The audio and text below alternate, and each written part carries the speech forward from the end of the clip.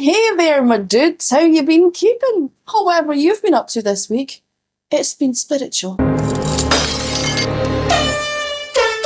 Welcome back to another Soul Singer Discovers. Today on Soul Singer Discovers, it's Patron's Choice. Before we get there, Metalhead Musings. Today's Metalhead Musings comes from Nat Pat. Nat Pat says, "You don't seem to understand what the blah is. The blah is not used in this song whatsoever. Blah is not a sound. It's actually a word being yelled just once in a song, and it's a staple of metalcore. Cattle decapitation is not metalcore." Oh, okay. You learn something new every day, Nat Pat. I'll be honest, I'm not even sure I still understand what the hell blah is for. But I'm certainly learning all the time about metal. And I do genuinely enjoy learning all of these things from you guys. So if you would like to be part of the conversation that's not one way, you can head over to Twitch on a Monday night where we do live Soul Singer Discovers. You do have to be part of the Discord in order to recommend something. And as long as something's not already on the list for me to discover for the channel, I'm happy to listen to it live there on Twitch. So why not head over on a Monday night, 7 till 10? Not a minute more. Today on Soul Singer Discovers, it is Patron's Choice again. Oh yeah. Today's patron is Froggy Frog. And of course, because it is Frog, he's given me something that I'm absolutely going to struggle to pronounce. Thanks, Frog. TENGGER? Today's Patron's Choice is TENGGER Cavalry. I'm not sure if that's how you pronounce it, but it's done now. But before we listen, let's go to Rosie the Robot and find out some things I didn't know about TENGGER Cavalry. TENGGER Cavalry was a Mongolian folk metal band that combined traditional Mongolian music with heavy metal, using instruments like the horsehead fiddle and throat singing. Despite the passing of founder Nature Gangenbeigel in 2019, their unique sound and cultural fusion still resonate with fans globally. Thank you, Rosie, my love. So let's do it. The song is called Cavalry in Thousand. Sensing some kind of theme here. So let's do it. TENGGER Cavalry with Cavalry in Thousands.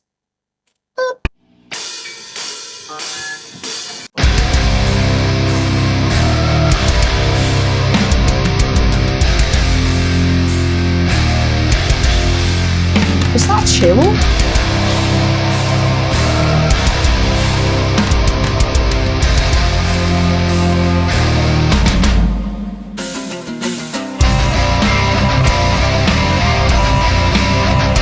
Not a cello, I don't think.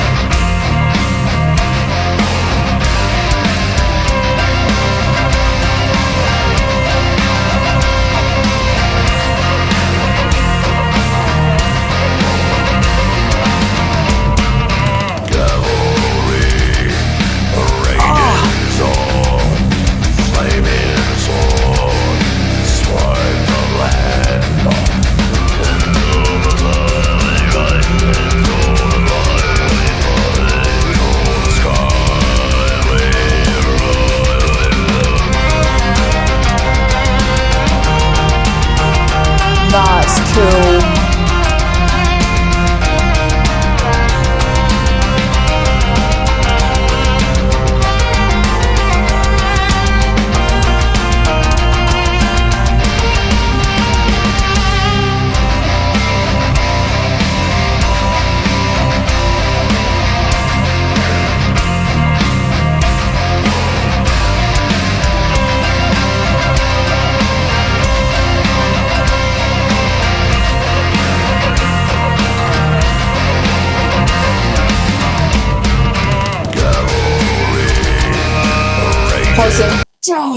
Here's the thing, right? Here's the thing. So there was another Patron's Choice a couple of weeks back. It might actually have been Froggy Frog that did it. And it was Alien Weaponry who used their Maori ancestry as part of the lens they write through for all of their music. And I talked about how that was the first non-European version of that we'd seen, because we'd seen a lot of bands doing things like Viking heritage, and there's a lot of Scottish heritage used as not just the aesthetic for the band, but the general lens with which they write through. And I love this on two fronts, because it could well be part of some of the band's ancestry, but it's also like a wonderful technique that's going on with the throat singing. That noise that's like, all that stuff. Obviously, that was a terrible example of that. Shocker, I don't use throat singing very often, but it's very cool. And this thing, this thing, can't even see what this thing. Do we know? Can we know? The band originated from Inner Mongolia in Beijing. So we're talking about Eastern instruments. The throat singing I have definitely heard in Eastern music before. This is the thing. I always come into Soul Singer Discovers with absolutely knowing nothing about the bands, and I do think that's the best way to do it. I know some people have got shitty in the comments with me before about like, oh, you should do research. Who do you think you are? And it's like, well, I hear what you're saying, but also I'll come into listening to a band with all kinds of preconceived ideas from stuff that I have already read. And to be fair, when you read anything about a band, you always have to ask yourself, who is this bastard and why are they lying to me? Because it's all PR, and I don't want to read PR about a band. I don't want to read the best possible version of what they're supposed to be or what I'm supposed to think about them. And I think with this, the mix of the throat singing and the kind of rocky elements that are going on makes complete sense. This instrument less so. The Eastern, we're going to call it the Eastern cello just now until I figure out what it's actually called. Less so, but still beautiful. And I guess it gives them their wonderful personal aesthetic to what they're doing, which is really cool. Let's keep going. Boop.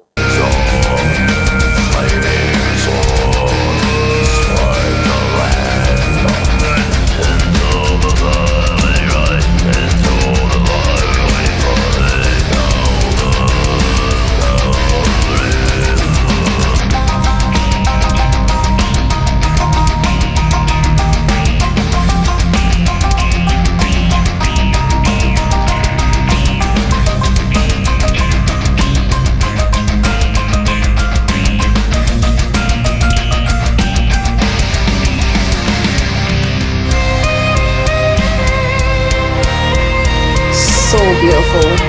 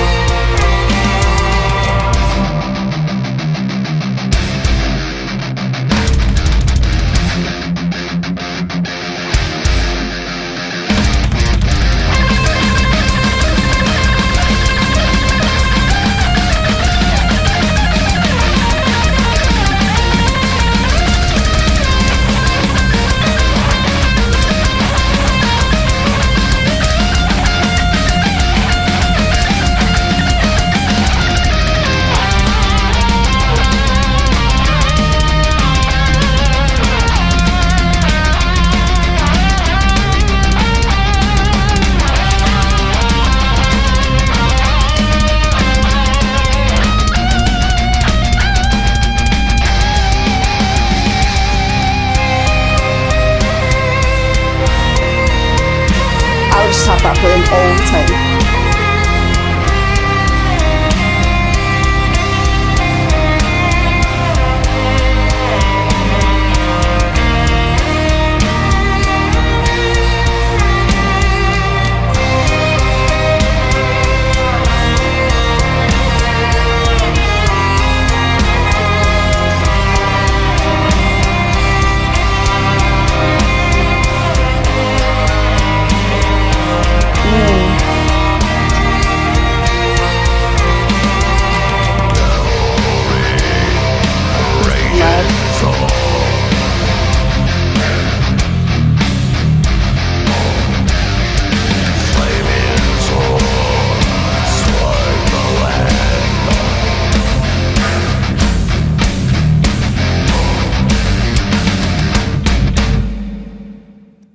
Nice end as well. Oofed. Yeah, so a couple of things.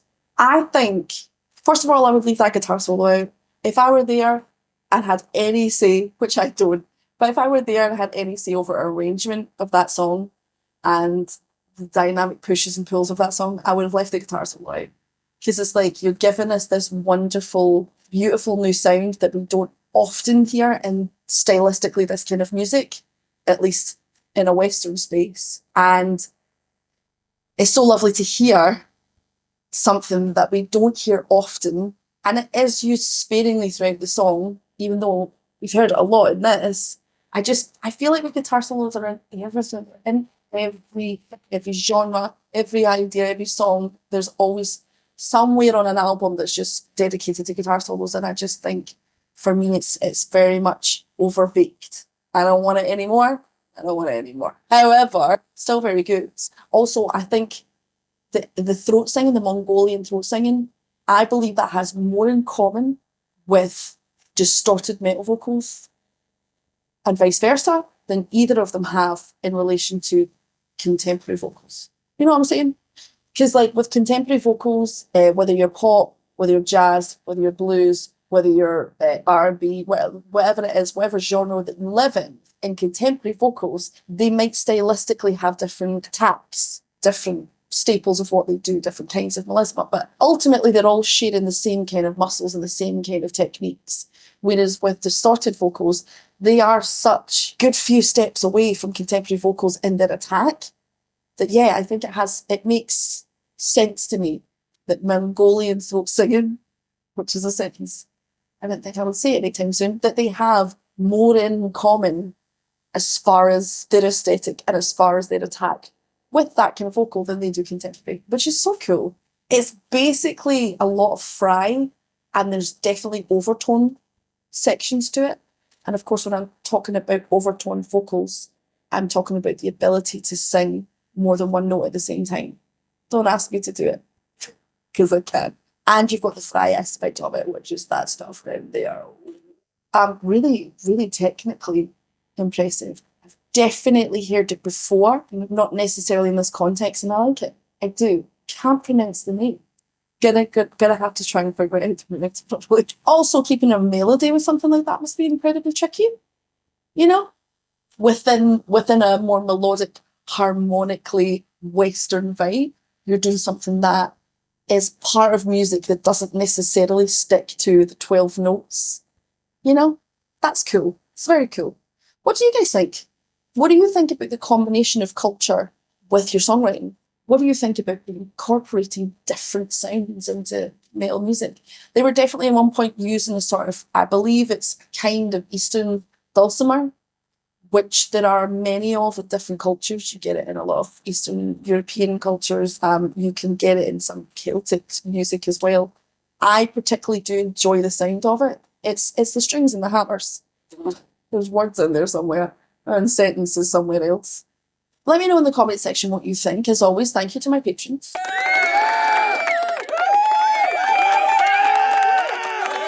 Thank you to Froggy Frog for this one. I was wondering what you were going to hit me with after alien weaponry discussion. You have done well, Frog. I don't have to beat you at all. As always, thank you to you out there for continuing to like, subscribe, and do all of that salacious text stuff in the comment section. If you would like to see Soul Singer Discovers live on Twitch, check us out on Mondays, 7 till 10. Recommendations are welcome, but I still choose, okay? Don't be coming in here, throwing your weight around. Until next time, my dudes, overtone singing is not for the faint-hearted.